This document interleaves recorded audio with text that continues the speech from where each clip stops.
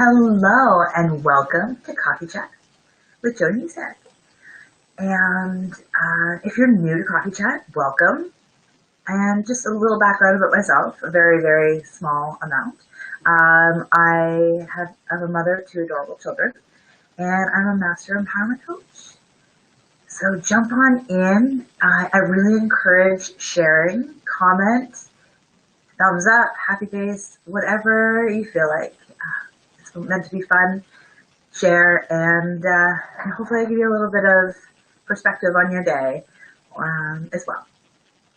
So today we are talking about worthiness and imperfection. Have you ever had it where you're waiting for something or to do something when you feel worthy?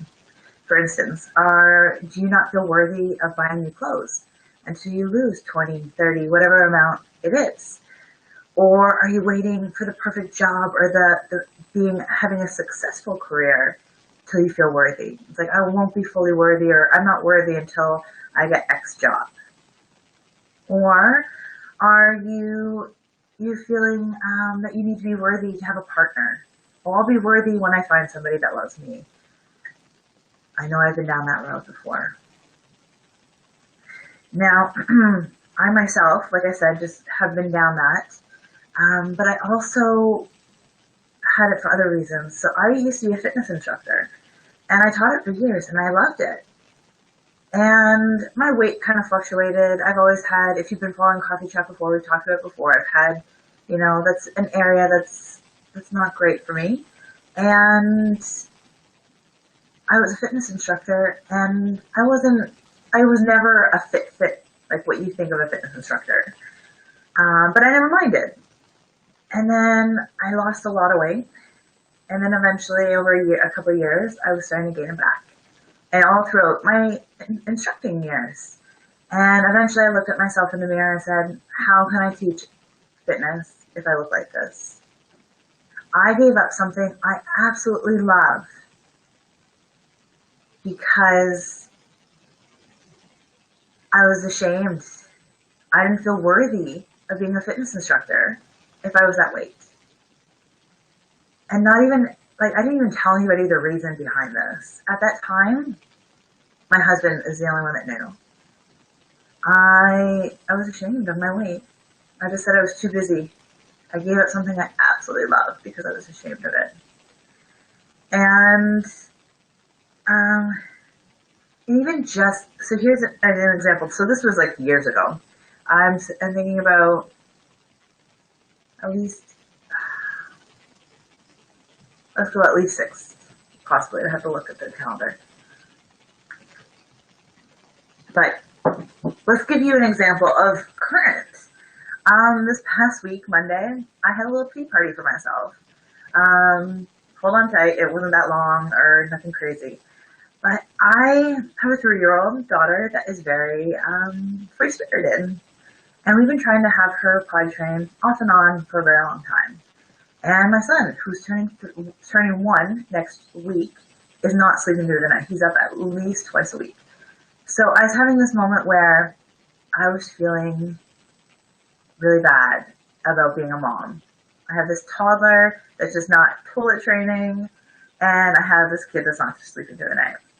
So I had this little pee party, like, oh, what's wrong with me, la la la. And it went on for no more than 10 minutes when I realized this is not serving me, this is not helping the situation. And what can? So I took a deep breath, and I realized what we do sometimes is we look we don't look within, we look around us. So for example, I've been trying to potty train our child, Anastasia, from like other people's experiences. So-and-so did this, or I've been reading books and different things, and that's great to read and have knowledge, but when we go within, the answers are there. So I actually had this awakening inside. One, realizing that I don't need to look at others to figure things out. I can look within. And we started potty training successfully less than an hour after I had this. I think my daughter might have been napping at the time. And when she got up, we started the process without tears and screaming because I figured it out within. We were trying to do it everybody else's way when we're all different. We all have different ways of learning and just ways of taking things in. We're all different and unique. So we had to come up with a plan that worked for myself, because now our son's crawling all over the floor, so I don't have one-on-one time with my daughter as much for toilet training as I would have before my son was born. So we have to shape and change, not change. We have to really think about what's best for us. So I was always looking at what was I doing wrong instead of what was I doing right. What was I doing wrong? I was always looking at what I was doing wrong. So what I was doing right. What was working in the toilet training area, and what could I expand on? So, I'm just, yeah. So back to worthiness. So this is definitely the whole toilet training. Hang on to that for imperfection. And then it does have a little bit of worthiness as well, because I was feeling really down about myself as a mom. But when we look outside of ourselves for anything, oh, so-and-so is doing this.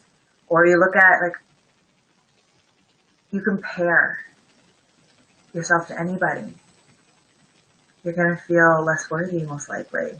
If you don't, your ego talking, going yay, I'm better than you, when you're looking outside yourself. When you start looking within, you really find yourself and your worth. Because the fun thing is, you're worthy right now. Wherever you may be, if your kid's running around naked and screaming while we're having coffee chat, you're worthy. Your kid's just free-spirited. Let the kid run free. And so we compare, like I said, and it's also fear getting in the way, fear of what other people will think of you. If you're doing something that's more classified as outside the box, I know in my circle, especially family, we do things a lot differently, we eat differently, and we just have different ways of doing things because that's what's working for us, and that's what we feel is in line with who we are. There's no right or wrong. We just do things differently. So sometimes people look at us a little differently, and that's okay. We're all allowed to be different. And if they're not okay with that, then that's on them, to be honest. So just be who you are. The other big one that plays a huge part in not feeling worthy enough is shame. Shame tells us that we're not good enough to be who we are right now. So if you're like, I'm not good enough until I get a great paying job, or until you pay off the student loans, or meet a partner, or like I said again, losing weight. You're waiting for an outcome. You're not telling yourself that you're worthy now. Today, you're worthy now. Give yourself a big hug. You deserve it. And this is where imperfection comes in. So I really want to talk about imperfection for a minute.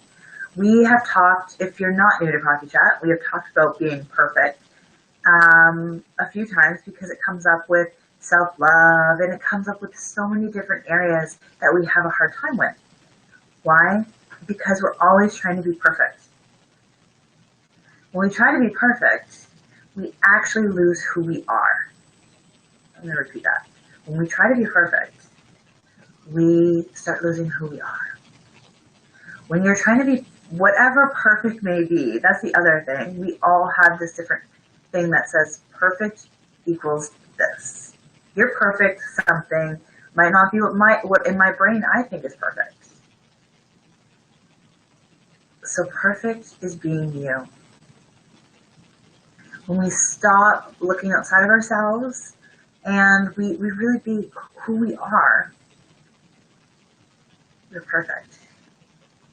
So what I was saying with when you are trying to be perfect, you're not being you, is because you're now thriving for something that is not within, it's without. Like, you're looking at somebody else, or you've read a book, like a statistic of, moms need to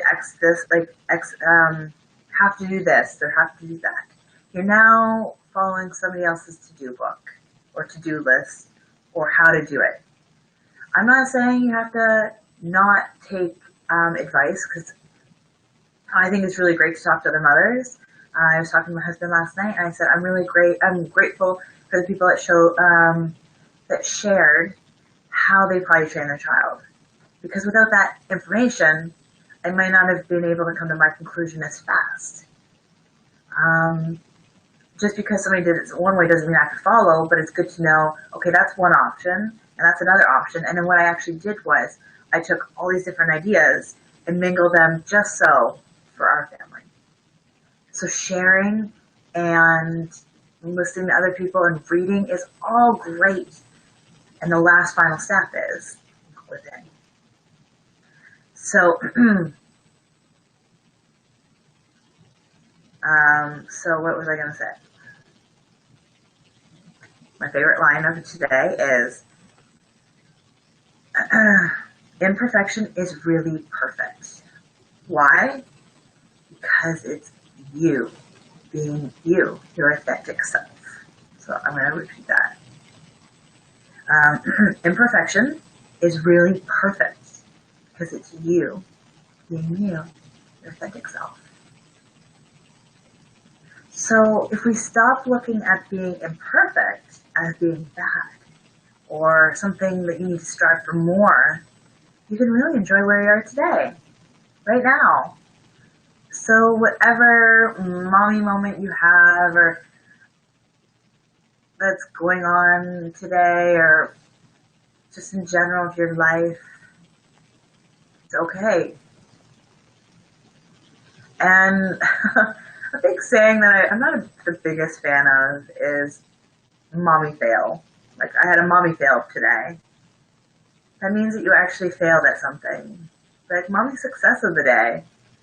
You actually realize that you could have improved there. Or whatever it may be. It's looking at things, perfection as being in the moment of now. You are perfect the way you are. Now, I'm not saying like, oh, I'm perfect and la la la, and then you just sit back and you have it inside you. We all have it inside of us. If we would stop and pause for a moment, we know how to handle situations and what to do. But we get so busy and so caught up in the world around us. Who's doing this? Who's wearing that? What is going on? And we forget the biggest resource we have is us. So if we slow down and stop listening to this and that, and I'll like to put in, I know sometimes feeling worthless comes from outside. Here's an example. Family can play a big part in this. Because different generations have parented differently. We've learned things along the way. There's no right or wrong. We're as a society, and we've learned things, and that is okay. Like, when my grandma was, raised, they didn't know anything about refined sugars and how bad it could be, and we just have grown and expanded, and that's what we want for humans. So the thing is, though, your family is coming from that place of years ago, unless it's like, I'm just from my own experience. everybody could educate themselves as well. So it might not be an issue. But what I find is that sometimes family makes us feel worthless because they think we should be somewhere. So here's an example, going back to my toilet training time. One of the reasons I used to feel, now I'm realizing that, you know what, I gotta do what works for me, is when I talk to my grandma. And she'd be like, oh, she's not toilet trained yet? Thinking like she should have been toilet trained years ago. Like, what's gonna happen when she goes to school? And she's putting her own fears, her own thoughts, her own beliefs onto me. And that can happen. And we need to know that when that happens, that it's okay. They're just coming from their place. And that's why you need to really work on being strong yourself. So when you hear that, it doesn't discourage you. Because it's their beliefs, not yours. You got this. Whatever craziness might be going on, you got this. I would love you to share. What area of your life do you not feel worthy? And if you're not comfortable commenting below on this video, jump onto It's Coffee Chat with Jody Misiak. And it's a private group. Come share. We can talk. We can keep this discussion going. And if you are listening live right now, I'd love some likes or a happy face.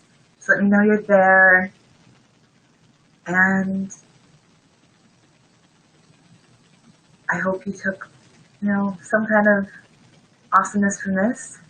And I really hope you have a beautiful day.